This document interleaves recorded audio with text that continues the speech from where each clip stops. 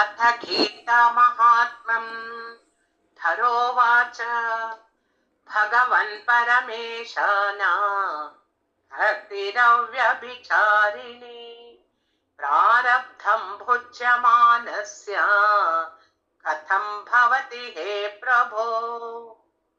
श्रीविष्णुरुवाच प्रारब्धं भुज्यमानो हि गीताभ्यासरतः सदा समुक्तः स सुखी लोके कर्मणा नोपलिप्यते। महापापातिपापानि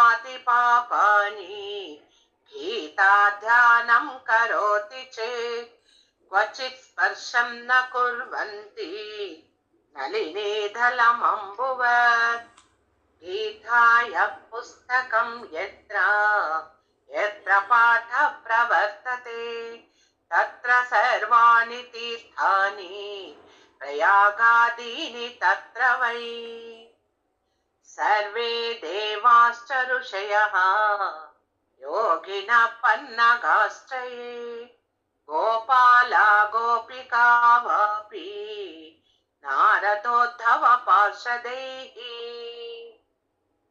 सहायो जायते शीघ्रं यत्र गीता प्रवर्तते यत्र गीता विचारश्च पठनं पाठनं श्रुतं तत्राहं निश्चितं पृथ्वी निवसामि सदैव हि। गीताश्रयेऽहं तिष्ठामि गीता मे चोत्तमं गृहम् गीता ज्ञानमुपाश्रित्य त्रीन् लोकान् पालयाम्यहम्। गीता मे परमा विद्या ब्रह्मरूपा न संशयः अर्धमात्राक्षरा नित्या सा निर्वाच्य पदात्मिका चिदानन्देन कृष्णेन प्रोक्ता स्वमुखतोर्ध्वम् वेदत्रयी परानन्दा तत्त्वार्थज्ञानसंयुता योष्ठादश जपे नित्यं नरो निश्चलमानसः ज्ञानसिद्धिं स लभते ततो याति परं पदम्। पाठे समर्थसम्पूर्णे ततोऽर्धं पाठमाचरेत् तदा गोदानजं पुण्यं लभते नात्र संशयः।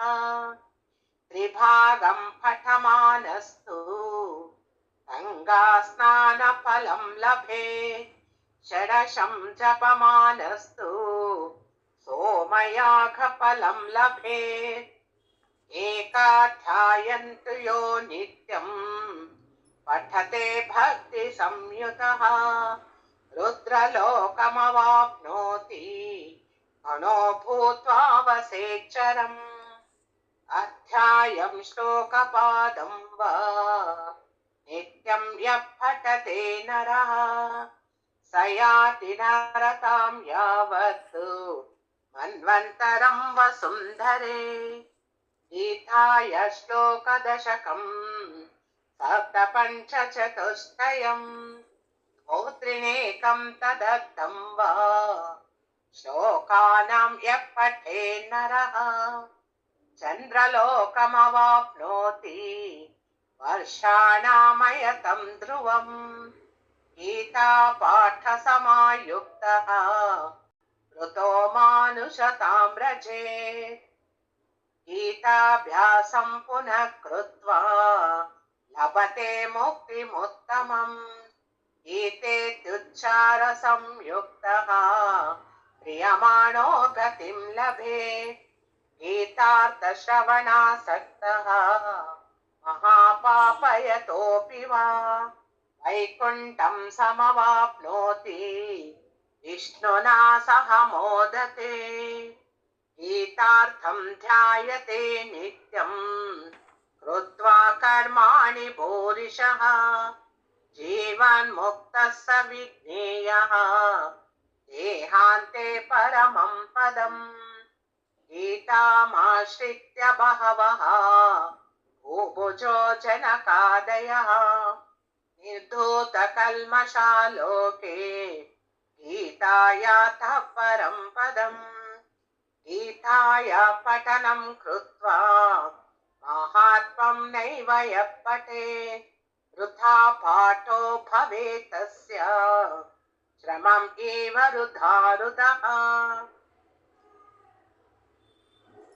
एतान् माहात्म्यैः संयुक्तम् गीताभ्यासं करोति यः स तत्फलमवाप्नोति दुर्लभां गतिमाप्नुयात्।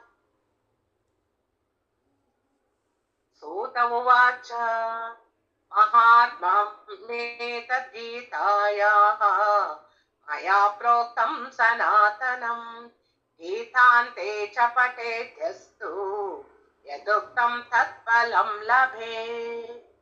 इति श्रीवराहपुराणे दरायैः विष्णुना प्रोक्तं श्रीगीतामाहात्म्यं सम्पूर्णं समर्पयामि।